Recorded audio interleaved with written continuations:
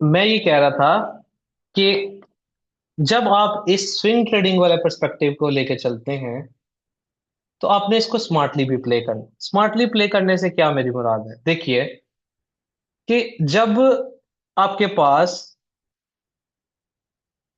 एक अप्रोच है, let's say ये डेली का बुलिश ट्रेंड चल रहा है, डेली के किसी लेवल से आप बाइंग स्टार्ट हुआ है, H1 में एमएसएस हुआ, आपने बाय किया है, और अब आप जब जब H1 में एमएसएस हो रहा है आप ट्रेड्स लेते जा रहे हैं और होल्ड कर रहे हैं, ने टू के नीचे ट्रेल करते जा रहे हैं अपने स्टॉप लॉस को। अब ये वाला पॉइंट और इस वाले पॉइंट में आप डिफरेंस देखिएगा क्या है। ये डेली आपके पास ये स्ट्रक्चर है, H1 में एमएसएस हुआ फर्ज करें, आप सेलर हो गए, आपने सेल की ट्रेड ली, सेल की ट्रेड्स ले रहे। अब जब ऑफ कोर्स डेली का लेवल आ गया है आपके पास, तो अब आपके पास कोई वो नहीं है रीजन कि आप अपने प्रीवियस सेल की ट्रेड्स को होल्ड करें। अब आपने इस डेली के बाय लेवल पे जब आ गए हैं, तो अब आपकी अगर प्रीवियस सेल की पोजीशन चल रही है तो अब आप इन्हें क्लोज करेंगे। यानी जैसे फर्ज करें हम गोल्ड का अभी करंट सिचुएशन को देखें, आवाज अभी भी ब्रेक हो रही है, एक सेकंड हो जाए,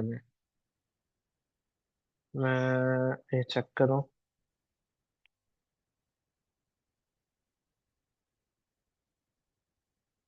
ठीक है, बाकियों के लिए आवाज, बाकियों के लिए ठीक। अच्छा, अगर इशू करे तो मुझे बताइएगा। मेरे ख्याल से मैं भी आपकी तरफ इशू हो जिनको आ रहे। अब देखिए, जैसे गोल्ड में आप देखें, अब जैसे फर्ज करें गोल्ड में आपके पास अब ये डेली का ऑर्डर ब्लॉक आ चुका है, डेली का अनमिटिगेटेड ऑर्डर ब्लॉक।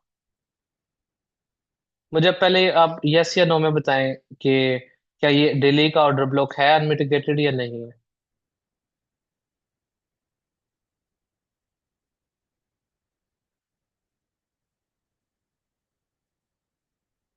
है। अब इस अनमिटिगेटेड ऑर्डर ब्लॉक में जब हम आ जाएं इस जगह पे, तो क्या हमें सेल को प्रेफर करना चाहिए या नहीं इस जगह पे। सेल प्रेफरेबल नहीं है, सेल रिस्की है, राइट। यहाँ पे ज्यादा चांस ये है कि मार्केट में H1 अपना स्ट्रक्चर बुलिश साइड पे शिफ्ट करेगा और एसबीटी मॉडल 6 बनाते हुए अपसाइड के ऊपर जाने का इसके ज्यादा चांस है। तो इसका मतलब है, अगर आप स्विंग ट्रेडिंग पर्सपेक्टिव के साथ अपनी पोजीशंस को लेके आ रहे हैं, यानी आपने कोई सेल की पोजीशन जो भी थी, चाहे वो यहाँ पे बनी थी, ये आपको अभी समझ नहीं आएगा कि क्यों सेल की पोजीशन थी, आ, लेकिन मैं ये पढ़ाऊंगा आपको आगे चल के। ये यहाँ पे सेल की ट्रेड थी, या इस जगह के ऊपर आपकी ये सेल की ट्रेड थी, आप इसको होल्ड कर रहे हैं। अब जब डेली का आपके पास ये पॉइंट आ चुका है जहां पे डेली बड़ा टाइम फ्रेम आपको बता रहा है कि इस जगह पे H1 में 5 वेव बनाए, जैसे कि अभी इसने कितनी वेव बना दी है, 1 2, ये 3 वेव बना दी। अब रिट्रेसमेंट करे, ये ऊपर जाएगा तो 5 वेव पूरी, और उसके बाद ये बुलिश हो जाएगा। तो अब आपको पता है कि यहाँ पे अब मार्केट में प्रोबेबिलिटी ये है कि यहाँ से बुलिश मार्केट में जाना है। तो अब आप अपना जो स्विंग पर्सपेक्टिव है जैसे आप लेके चला रहे हैं, वो यहाँ पे खत्म करें। जब बड़े टाइम फ्रेम का आपके पास एक पॉइंट आ चुका है जहां पे आपकी जो डायरेक्शन चल रही थी छोटे टाइम फ्रेम में, जो कैच 1 है यहाँ पे सेल की, बस वो यहाँ तक रहे नैरेटिव आपका। यहाँ पे आप अपनी पोजीशंस जो भी सेल की चल रही है उन्हें क्लोज करें। लेकिन जब आप एक इम्पल्स में चल रहे हैं तब आपको किसी चीज की फिक्र करने की जरूरत नहीं है। जैसे अब जैसे कि ये था, अब आपको पता है कि ये डेली का एक इम्पल्स चल रहा है, डेली के लेवल से मार्केट ऊपर जा रही है। अब आपको फिक्र करने की जरूरत नहीं है, अब आप जब तक एमएसएस नहीं हो जाता तब तक होल्ड कर सकते हैं अपनी पोजीशंस को। जैसे कि इससे पहले वाला हम पर्सपेक्टिव देखते हैं डेली का, ये वाला, कि डेली के ऊपर ये बाय का एरिया है, टू का एरिया, ये वाला। अब जब यहां से मार्केट अपसाइड के ऊपर जा रही है, अब आप ये वाला नैरेटिव, जब तक एमएसएस नहीं हो जाता तब तक आप बाय रह सकते हैं। अब यहां से जब मार्केट जा रही है ऊपर, एमएसएस जब तक H1 नहीं करता तब तक आप बाय रह सकते हैं। एमएसएस करे, अब आप अपनी पोजीशन को क्लोज करें। अब यहाँ पे स्विंग ट्रेडिंग वाला पर्सपेक्टिव इस तरह से काम करेगा कि आप एमएसएस जब तक नहीं होता होल्ड करेंगे, लेकिन इस जगह पे आपके पास वो नैरेटिव थोड़ा सा ये यहाँ पे चेंज है हमारे पास। अब पर्सपेक्टिव कैसे आप डेवलप करेंगे कि अच्छा, ये H1 में सेल का स्ट्रक्चर चल रहा है, मैं स्विंग ट्रेडिंग के लिहाज से होल्ड कर रहा हूँ पोजीशंस को, लेकिन अब डेली का बाइंग जोन आ गया है। अब मैं यहाँ पर सेलिंग की ट्रेड्स को नहीं होल्ड कर सकता, ज्यादा चांस ये है कि मार्केट एमएसएस करके अब ऊपर निकल जाएगी, तो मैं इंतजार करूं।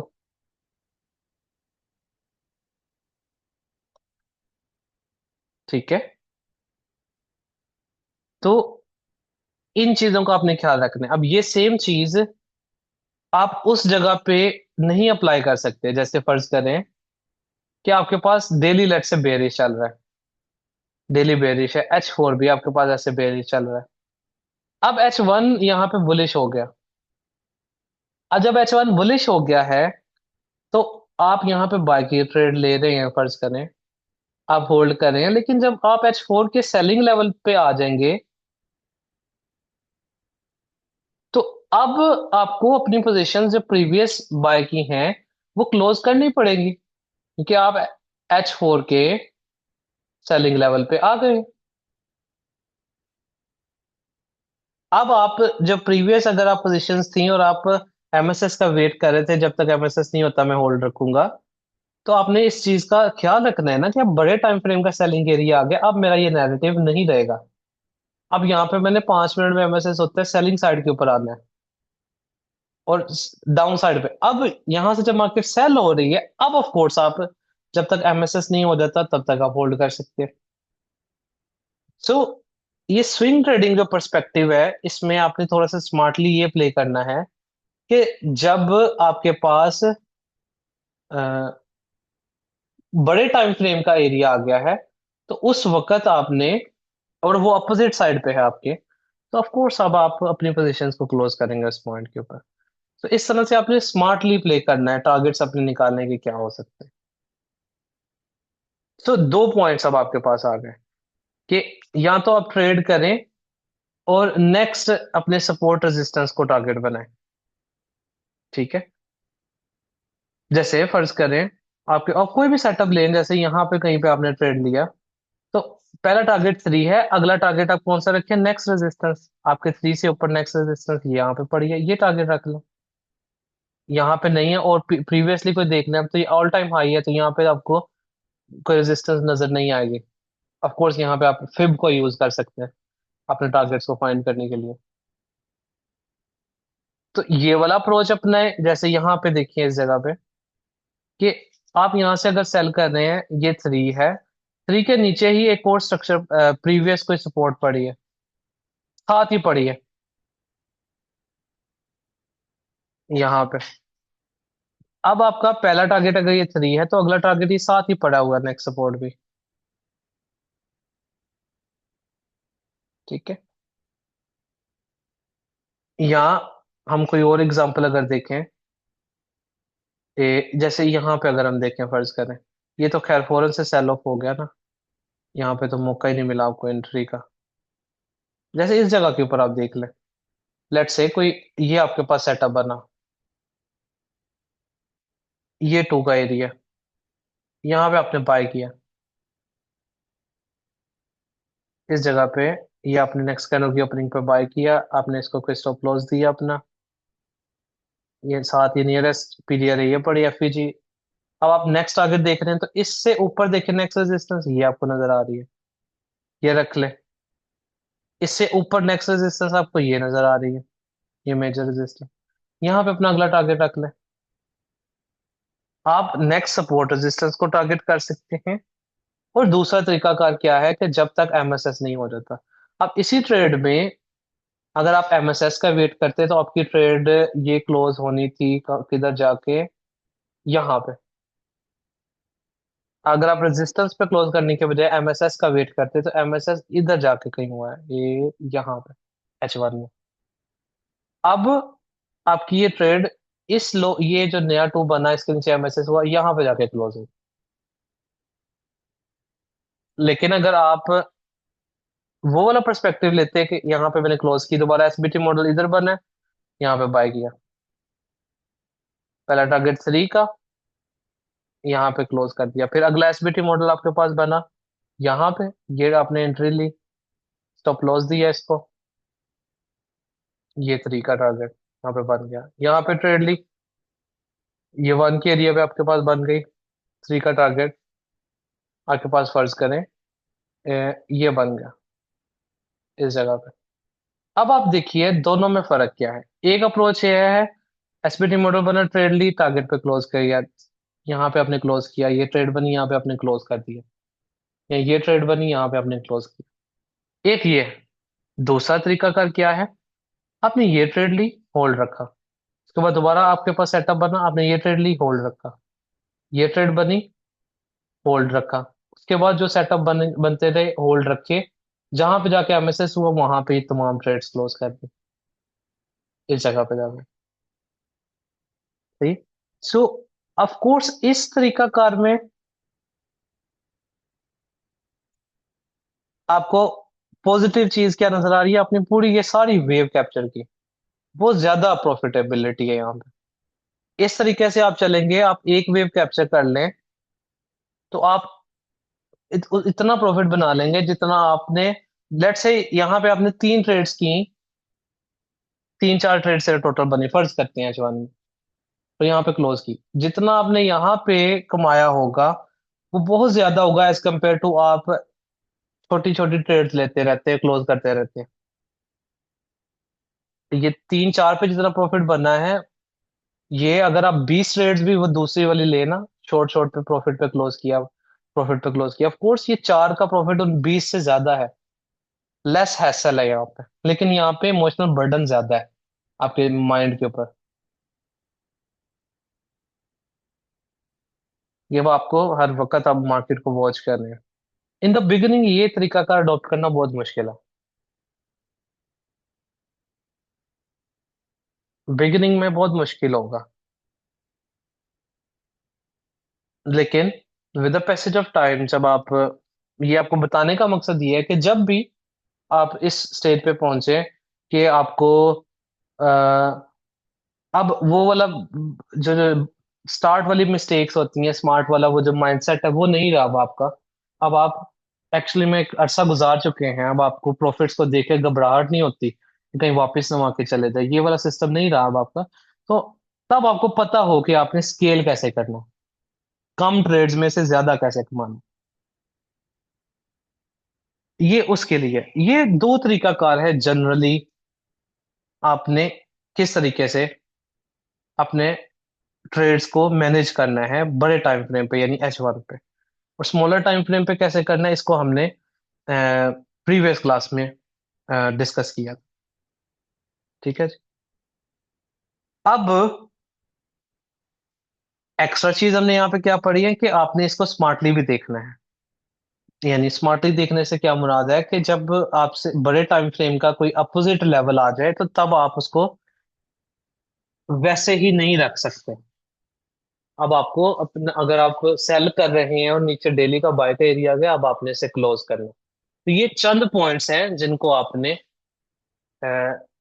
याद रखना है, नोट डाउन करके रखना है। ये टेक्निकल चीजें नहीं है, इट्स मोर लाइक वही चीजें जो आपने, इनके कुछ कुछ स्पेसिफिक रूल्स नहीं है इन तमाम चीजों के।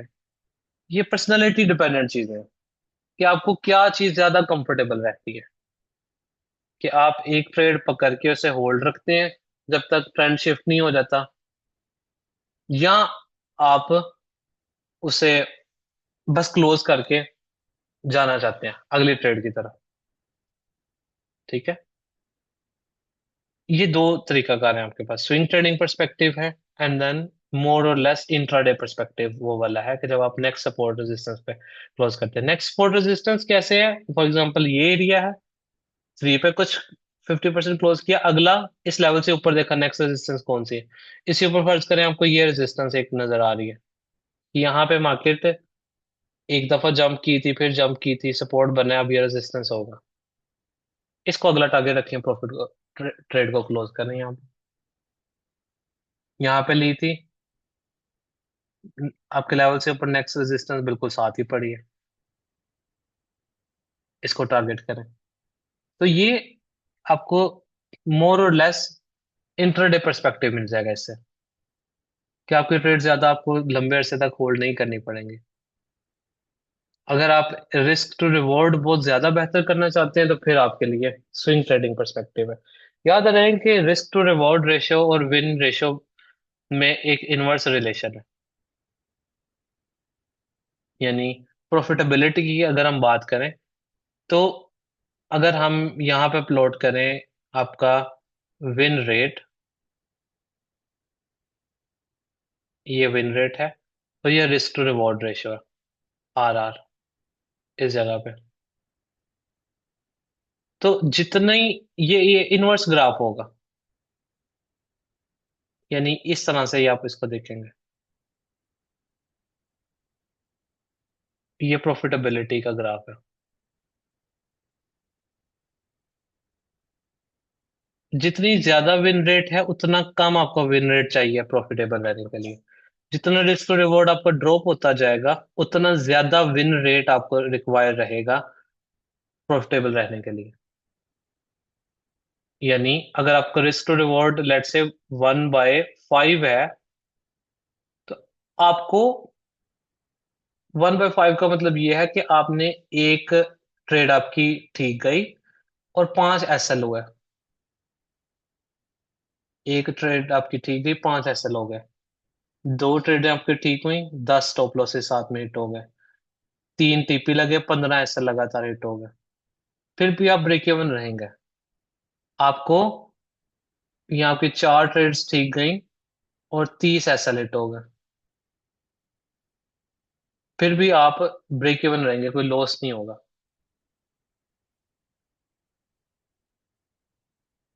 नहीं, ये सर ये आएगा 20, आप 20। यानी आपको तकरीबन तकरीबन कोई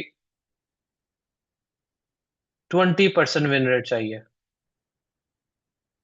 यानी आपके अगर 10 में से दो ट्रेड्स भी ठीक हैं तो आपका कोई लॉस कोई नहीं होगा। आपका अगर रिस्क टू रिवॉर्ड 1/5 है, तो risk to reward ratio improve अगर आप जब जितना ज्यादा आप करेंगे, आपको उतना ही कम टेंशन होगी प्रॉफिटेबिलिटी के लिए।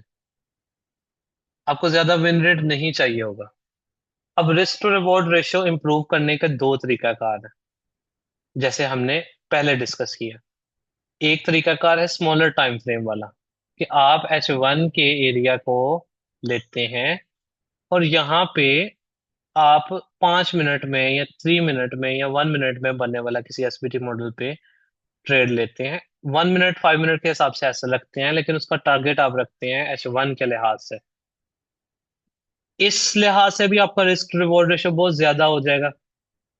या अगर आप छोटे टाइम फ्रेम पे नहीं जाना चाहते तो रिस्क टू रिवॉर्ड इंप्रूव करने का तरीका है फिर स्विंग ट्रेडिंग परस्पेक्टिव। जब आप ऐसे पेयर पे ट्रेड कर रहे हैं जिसमें आप छोटे टाइम फ्रेम पे नहीं जाते, बड़े टाइम फ्रेम पे रहते हैं, तो उसमें फिर आपको यही करना पड़ेगा कि छोटे उस टाइम फ्रेम पे ट्रेड लिए, उसके बाद जब तक MSS नहीं होता आप होल्ड करते हैं उन सेटअप्स को। तो रिस्क टू रिवॉर्ड इन दो मेथड से इंप्रूव होगा। अगर आप गोल्ड स्पेसिफिकली बात करें तो गोल्ड में ये तरीका का ठीक है। आप H1 के एसबीटी मॉडल पे 1 मिनट या 3 मिनट या 5 मिनट का एसबीटी मॉडल बनने का वेट करें, फिर ट्रेड लें। टारगेट उसका H1 के हिसाब से रखें। कम रिस्क होगा, SL आपका 1 मिनट 5 मिनट के हिसाब से है, TP आपका H1 के हिसाब से है। रिस्क टू रिवॉर्ड ह्यूज होगा। यहाँ आप इस अप्रोच को अपने, इसमें अपने छोटा टाइम फ्रेम की नॉइज से बचना है अगर, फिर आप इसको अपनाएं कि H1 पे ट्रेड करें, फिर जब तक MSS ना हो होल्ड करें। MSS हो तो अपोजिट साइड पे ट्रेड करें। दोनों में से किसी एक चीज को आपने चूज करना है जो आपको बेहतर लगेगा। एज अ बेसिक बेसिक मैं बता रहा हूँ कि जो लाजमी है आपके ऊपर रिस्क टू रिवॉर्ड इंप्रूव करने के लिए। विन रेट मैटर नहीं करेगा हमारे पास, जितना मर्जी विन रेट है will ended up being profitable। जितना मर्जी कम आपका विन रेट है, बेशक आप बिलो 50% भी चले जाते हैं, लेकिन अगर आपका रिस्क टू रिवॉर्ड रेशियो बेहतर है, जैसे हमने उस दिन मुख्तलिफ एग्जांपल से ये देखने की कोशिश भी की थी, तो ये जो हमारे पास एक इनवर्स रिलेशन ग्राफ है, आप ये समझ लो कि ये इस तरह से चल रहा है आपके पास। यूं ये लाइन समझ लो, ये जो लाइन नीचे गिरती हुई लाइन है ना, ये आप समझ लें कि आपका प्रॉफिटेबल होना है, कि आप ओवरऑल मार्केट में प्रॉफिट बना रहे हैं या नहीं बना रहे। और ये आप समझ लें कि विन रेट है, और ये आप समझ लें रिस्क टू रिवॉर्ड रेशियो है। तो इस ग्राफ को हमेशा जेन में रखें, जितना ज्यादा रिस्क टू रिवॉर्ड होगा उतना कम आपका विन रेट चाहिए। अगर आपका विन रेट ज्यादा होता जाए तो फिर आप कम रिस्क टू रिवॉर्ड के साथ भी प्रॉफिटेबल होंगे। लेकिन अगर आपका विन रेट, अगर हम फर्ज करें कि 50-50 के ऊपर है, और आपका risk to reward 1 to 2 1 to 3 है, तो तब आप प्रॉफिटेबल है। 1 to 2 1 to 3 है। अगर आप 50% से कम विन रेट के ऊपर हैं, आपका विन रेट कम चल रहा है, तो फिर the only way to be profitable वो क्या होगा, अपने रिस्क टू रिवॉर्ड को बेहतर करें। आप 1 to 3 को टारगेट करेंगे, 1/4 को टारगेट करें। और 1/4 1/3 टारगेट करना कैसे पॉसिबल है? इन दो तरीकों से, कि या तो छोटे टाइम फ्रेम में जाके उस जगह पे ट्रेड सेटअप लिया जाए, या स्विंग ट्रेडिंग पर्सपेक्टिव को अपनाया जाए। दोनों में से किसी भी एक तरीका कार को इख्तियार किया जाए। सो अगर मैं समराइज करूं अब ओवरऑल चीजें जो ट्रेड मैनेजमेंट के हिसाब से हमने की हैं, हमने बात की है ट्रेड मैनेजमेंट मुख्तलिफ तरीकों से होती है। पहला तरीका कार है जिसमें हम बात करते हैं, सिर्फ स्टिक करते हैं स्मॉलर टाइम फ्रेम के साथ। स्मॉलर टाइम फ्रेम के साथ जब हम स्टिक रखते हैं, तो हमने बात की कि बेसिक अप्रोच क्या है। सबसे पहले H1 में एसबीटी मॉडल बना। सबसे आसान अप्रोच ये है कि आपने वहां पे ट्रेड ली, उस जगह पे 1 मिनट 5 मिनट में जाके, डिपेंडिंग अपॉन आपको कौन सा ज्यादा बेहतर फील होता है। अगर आपको लगता है 1 मिनट बहुत ज्यादा फास्ट है, इतना तेजी से मेरा ब्रेन नहीं प्रोसेस कर सकता, तो 5 मिनट में जाएं या 3 मिनट में जाएं। 5 मिनट भी तेज लगता है तो 15 मिनट में जाएं। वहां पे आपने ट्रेड ली। सबसे बेसिक ये है कि आपने वहां पे ट्रेड लेने के बाद 1/2 और या 1/3 इन्हें टारगेट किया। वो आपको मिल गए, 1/2 1/3 मिल गया, आपने ट्रेड को वहां पे क्लोज किया, कहानी खत्म, छुट्टी। दोबारा से H1 में एसबीटी मॉडल बनने का वेट किया, अगेन छोटे टाइम फ्रेम में ट्रेड सेटअप लिया, 1/2 1/3 बन गया, बस खत्म, स्टोरी एंड। यह है सबसे बुनियादी basic parameter, basic way of managing trade. फिर हम इससे एक स्टेप फर्दर आगे चलते हैं। इसमें हम ये बात करते हैं कि आप क्या करेंगे कि H1 के ऊपर एसबीटी मॉडल बना, 1 मिनट पे आपने ट्रेड ली, 1/2 लिया, ट्रेड को क्लोज कर दिया। 1/2 या 3 लिया, क्लोज कर दिया। फिर दोबारा से ट्रेड बना, छोटा टाइम फ्रेम में लिया, 1/2 1/3 लिया, क्लोज कर दिया। और ये काम करते रहे जब तक H1 में हमारे पास टारगेट हमारा अचीव नहीं हो। ये उससे बेहतर अप्रोच है। यहाँ पे हमने सिर्फ एक ट्रेड ली, पर H1 के एसबीटी मॉडल पे 1 ट्रेड पर model on a smaller time frame, अपना ऑब्जेक्टिव लिया 1/2 1/3, कहानी खत्म। नेक्स्ट, आपने छोटे टाइम फ्रेम पे ट्रेड ली, 1/2 1/3 ही लिया, लेकिन आपने बनने वाले बाकी सेटअप्स को भी लिया जब तक 3 के ऊपर हम नहीं पहुंच जाते। फिर इससे एक स्टेप नेक्स्ट क्या है कि आप थोड़ा सा इसमें होल्डिंग अप्रोच लेके आते हैं। आप अपनी ट्रेड्स को ब्रेक इवन करते रहते हैं साथ साथ, लेकिन क्लोज नहीं करते। जो जो छोटे टाइम फ्रेम में ट्रेड ली, लेते गए, और इसको जाके आपने क्लोज किया जब H1 का आपके पास टारगेट लग गया पहला। और अब ऑफ कोर्स पहला टारगेट ब्रेकआउट स्ट्रक्चर यहाँ पे जाके हो गया, तो जो अगली रेजिस्टेंस पड़ी हुई है कोई, वहां तक भी आप ये काम करते रहे। एक तरीका का ये है, 1 के टारगेट के ऊपर 50 आधी ट्रेड 50-50% सारों को क्लोज कर दिया, और अगला पोर्शन नेक्स्ट जो भी रेजिस्टेंस पे पड़ी है वहां पे क्लोज कर दिया। ये पिछले वाले से एक स्टेप फर्दर है। इसमें आप छोटे टाइम फ्रेम को इस्तेमाल कर रहे हैं, कम रिस्क ले रहे हैं, लेकिन आप मल्टीपल ट्रेड्स ले रहे हैं, उन सारों के टारगेट आप रख रहे हैं 3 तक।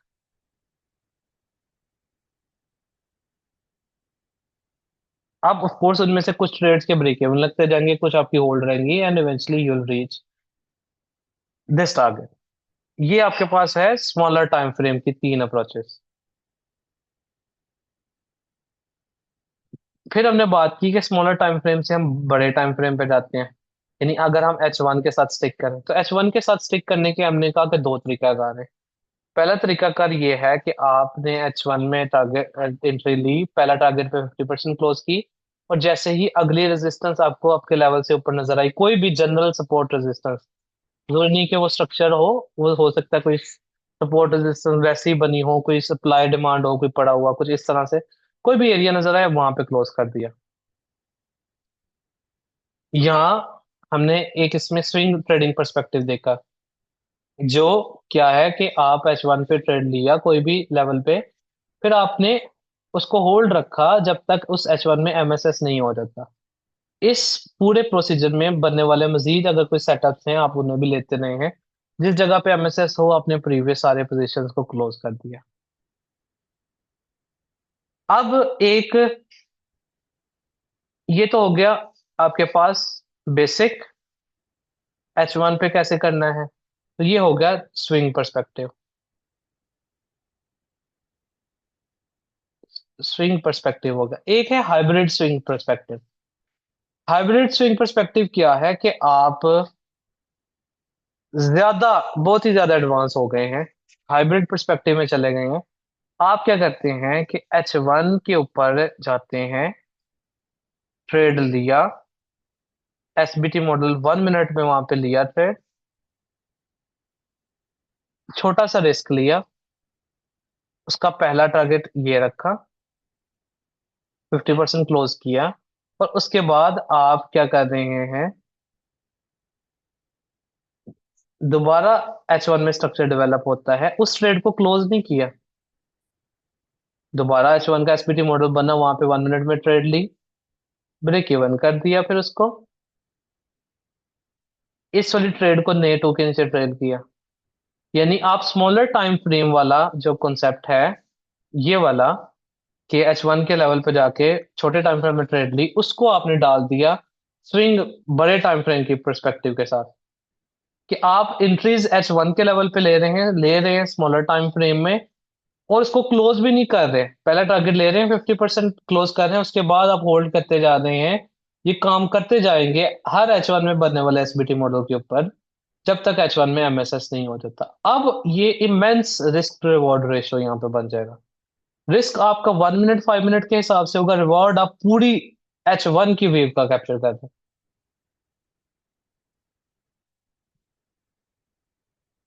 ये स्विंग हाइब्रिड पर्सपेक्टिव आप कह लो।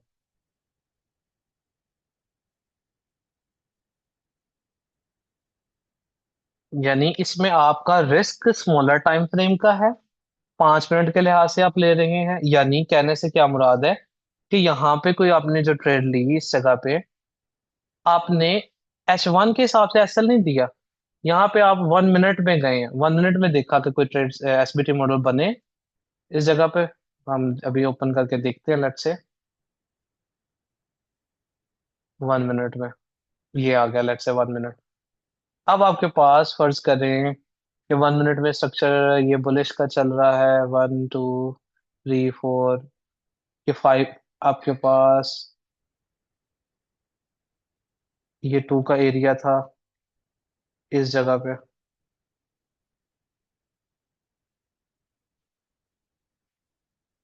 और 5 वेव्स किस जगह के ऊपर बनी, 1 2 3 4 5, यहाँ पे 5 वेव बनी, इस जगह पे 5 वेव बन गई। 1 मिनट में आपके पास यहाँ पे आपको MSS देखने को मिल गया। आपने अब ऑफ कोर्स ये वाला सेटअप हमने अभी पढ़ा नहीं है, ये बेसिकली यूजिंग फिब वाला होता है, ये मैं अगली क्लास में आपको पढ़ाऊंगा। ये फिब का एरिया जिस तरह से ये आ गया, उसके साथ में हमको एक ऑर्डर ब्लॉक नजर आ गया, लेवल से पहले ये बन गया। अब आप यहाँ पे भी ट्रेड ले लेते हैं, लेकिन खैर, कहने से मुराद ये कि आपने 1 मिनट में ट्रेड ली। यहाँ पे मुझे ये सेटअप नजर आ रहा है, इसलिए मैं दिखा रहा हूँ। अगर आप यहाँ पे 1 मिनट के बजाय 3 मिनट पे चले जाएं, वहां पे कोई और सेटअप आपको नजर आ जाएगा, इसी टाइम फ्रेम, इसी लेवल के ऊपर। ए, ये आ गया 3 मिनट। यहाँ पे देखते हैं, 3 मिनट में ये टू के नीचे एक कैंडल, दो कैंडल क्लोज हुई, एमएसएस हो गया। आपको लेट से एंट्री मिली ब्रेकअप लो के ऊपर। ये हो गया जी एमएसएस आपके पास, और ये ब्रेकअप लो का आ गया। ये उसके अंदर ब्रेकअप ब्लॉक में आपके पास ऑर्डर ब्लॉक भी पड़ा है। आपने लेट से ट्रेड ले ली, पहली कैंडल टेस्ट की, क्लोज नहीं किया, अगली कैंडल पे ट्रेड ले ली, जोन से ऊपर ये आ गया। ये आपका रिस्क बन गया यहाँ पे। ये अब ये आपका रिस्क बन गया है, आपने ट्रेड ले ली है। अब आप क्या कर रहे हैं, आपने छोटे टाइम फ्रेम में 1 मिनट, 5 मिनट, 3 मिनट पे ट्रेड ली, लेकिन अब आपका जो टारगेट है यहाँ पे, टारगेट आप अपना कर रहे हैं जी, जब तक H1 में एमएसएस नहीं हो जाता। यानी H1, या जैसे डेली का लेवल, अब यहाँ पे आकर डेली के लेवल पे ट्रेड कर रहे हैं। अब आपने क्या किया है कि आपने ट्रेड ली H1 के एसबीटी मॉडल पे, लेकिन वहां पे एंट्री की छोटे टाइम फ्रेम में, एसएल इसको छोटे टाइम फ्रेम के लिहाज से दिया,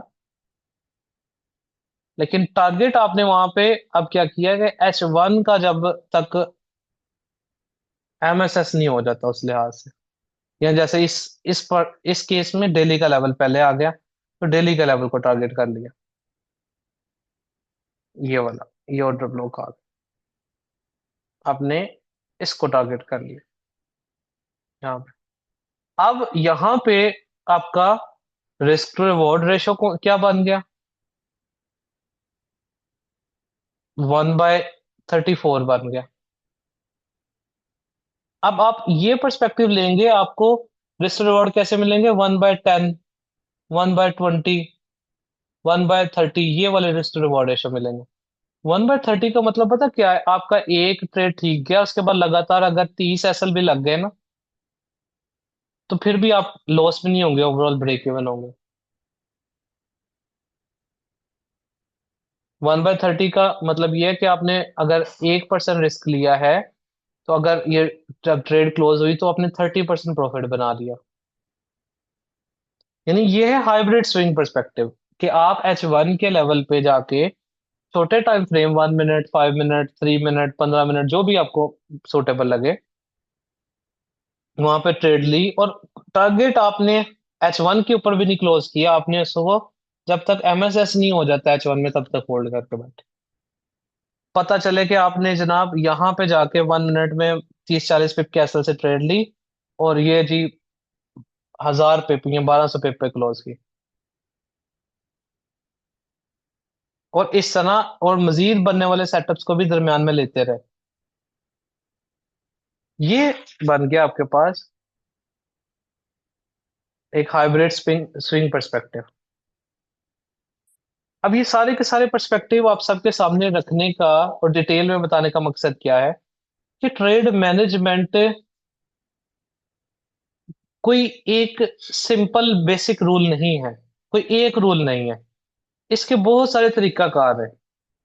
ये हर एक की पर्सनैलिटी को जो सूट करे इन सारों में से, आप वो चूज करें। ऑफ कोर्स, ये वाला जो तरीकाकार है जो मैंने हाइब्रिड स्विंग बताया, ये सबसे ज्यादा आप कह लो कि वो वाला है कि जिसमें आप अपने रिस्क को सबसे मिनिमाइज करते हो, अपने रिवार्ड को सबसे ज्यादा मैक्सिमाइज करते हो। एक इससे आगे की भी चीज है, जिसमें आप ये वाले चीज को स्विंग के साथ मैच कर देते हो। यानी जो हमने ये पढ़ा था कि आपने H1 के लेवल पे ट्रेड ली, और तमाम ट्रेड्स लेते रहे जब तक टारगेट 3 या सेकंड टारगेट नहीं हिट हो जाता था। आप इसको उठा के स्विंग ट्रेडिंग वाले में डाल देते हो।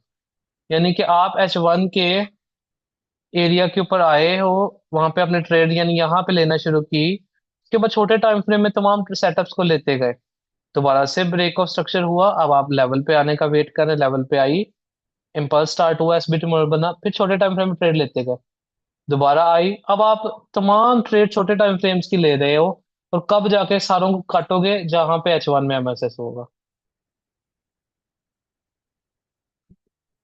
खैर ये तमाम अप्रोचेज हैं, और किसी भी अप्रोच को आप अपना लो, सबसे बुनियादी अप्रोच को उठा के देख लें आप, क्योंकि बिल्कुल क्या है जी, H1 के लेवल पे आए छोटे टाइम फ्रेम में, जाकर ट्रेड लें 1/2 पे क्लोज करते उसे बस। या आप यहाँ पे चले जाओ, या हाइब्रिड स्विंग वाला चले जाओ। दोनों, ये सब के सब तरीकाकार आप, डिपेंड करेगा कि आपको क्या ठीक लगते हैं। जितना ज्यादा आप ऑफ कोर्स आगे आगे जाएंगे, नेक्स्ट ट्रेड मैनेजमेंट को अपनाएंगे, वो उतना ही इमोशनल बर्डन के साथ आएगा, उतना ही ज्यादा केयरफुलनेस के साथ आएगा, उतना ही ज्यादा आपको शार्प माइंड होके ट्रेड करना है। जितना ज्यादा आप बेसिक्स वाले मेथड्स में रहेंगे, उतना आसान रहेगा आपके लिए मैनेज करना। सो बिगिनर्स को मैं रिकमेंड करूंगा कि आप ये वाला तरीका का इख्तियार करें, कि H1 के लेवल पे जाए,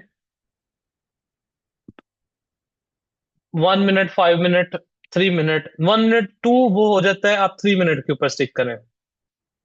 1 मिनट तो वो ज्यादा तेज हो जाएगा, बिगिनर्स के लिए हम बात करें तो कोर्स, आप 3 मिनट पे जाएं, एसबीटी मॉडल बने, ट्रेड लें, 1/3 लें और कहानी खत्म करें। थोड़े से बेहतर जब हो जाए, तो आप इस तरीका कार को इस्तेमाल करें, कि H1 के लेवल के ऊपर आए, ट्रेड लें 3 मिनट के अंदर, और उसका टारगेट H1 के लेवल तक रखें। ये ये बिगिनर्स के लिए, यानी अगर आप 1 2 3 साल तक ट्रेडिंग कर रहे हैं, इस ये एक्सपीरियंस है, तो आप ये दो तरीका का अडॉप्ट करें। फिर with the passage of time Aahista Aahista आप तमाम ट्रेड छोटे टाइम फ्रेम के लेना शुरू कर दें। फिर उसके बाद आप स्विंग पर्सपेक्टिव के अंदर चले जाएं, होल्ड करना शुरू कर दें। फिर आप हाइब्रिड स्विंग में चले जाएं, इसमें आप दो चीजों को इकट्ठा करके चला रहे हैं, छोटे टाइम फ्रेम वाली चीज को, बड़े टाइम फ्रेम को, दोनों को मिला के। In the beginning focus on, ये अपने 1/2 1/3 पे फोकस करें, या ज्यादा से ज्यादा इस पे जाएं, कि H1 के लेवल पे आए, छोटे टाइम फ्रेम में ट्रेड लिया, H1 के अगले टारगेट पे क्लोज कर दिया, यानी जैसे कि पहला टारगेट यहाँ पे आधी क्लोज कर दी, और अगली रेजिस्टेंस जो भी है सपोर्ट नजर आए वहां पे पूरी क्लोज कर दी, दैट्स इट। सबसे आसान, सबसे बेहतर तरीका कार ये है।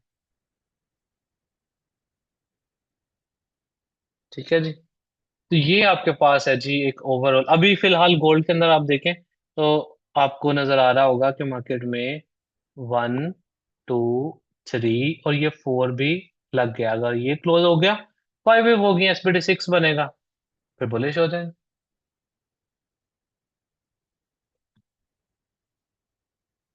खैर एनीवेज, तो ये हमारे पास एक, नहीं नहीं 5 वेव नहीं है। 5 वेव कैसे हो गया? ये कौन सा कोई इनगल्फिंग शिनगल्फिंग है? तो यही है, 1 2 3, ये 4, अब अगर हाई क्लोज करता है तो फिर 5 होगा। अच्छा, तो ये है जी आपके पास ट्रेड मैनेजमेंट के जनरल तरीका का, किस तरह से आपने करनी है। अब यहाँ पे एक हमने बड़ी चीज मिस की हुई है, जो कि है फिबोनाची। नेक्स्ट हमारी ये थोड़ी डिटेल क्लास होगी, बड़ी क्लास होगी। इसमें फिबोनाची के हम मुख्तलिफ कॉन्सेप्ट्स पढ़ेंगे, कि फिब के जरिए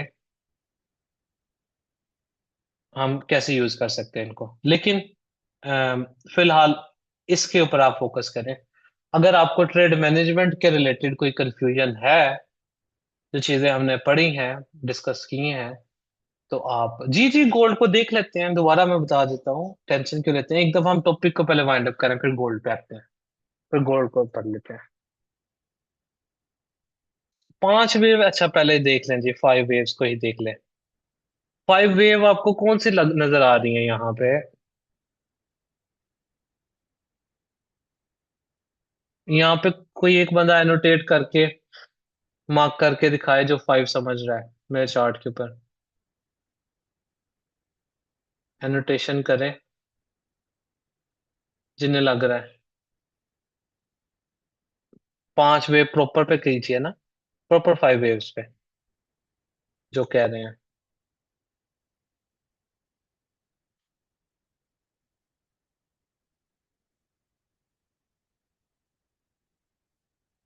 अच्छा, अब ये रिमूव कर लें, अब मुझे समझ आ गई। आप ये कह रहे हैं, ठीक है, अभी बस ठीक है, अभी अभी ना लगाइए। अब समझ लीजिए, आप ये कह रहे हैं कि मार्केट में ये रिट्रेसमेंट स्टार्ट हुई है, उसके बाद मार्केट नीचे आई है, ये वेव लगी है। उसके बाद आप कह रहे हैं कि ये भी एक वेव है, और फिर आप कह रहे हैं ये भी एक वेव है, भी ये कह रहे हैं। पांच वेव इस तरह से बना रहे हैं। अब आपको खुद ब खुद यहाँ पे समझ आने लग जाएगी कि क्या हुआ है, क्या हम पे मिस्टेक आपसे हो रही है रीडिंग में।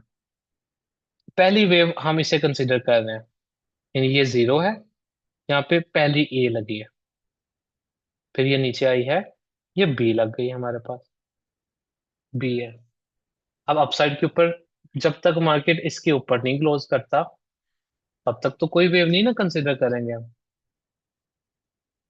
राइट। यहाँ पे क्लोजिंग हुई, अब ए बी और ये अगले रिट्रेसमेंट स्टार्ट हो गई, यानी ये सी बन गई। पहली, दूसरी,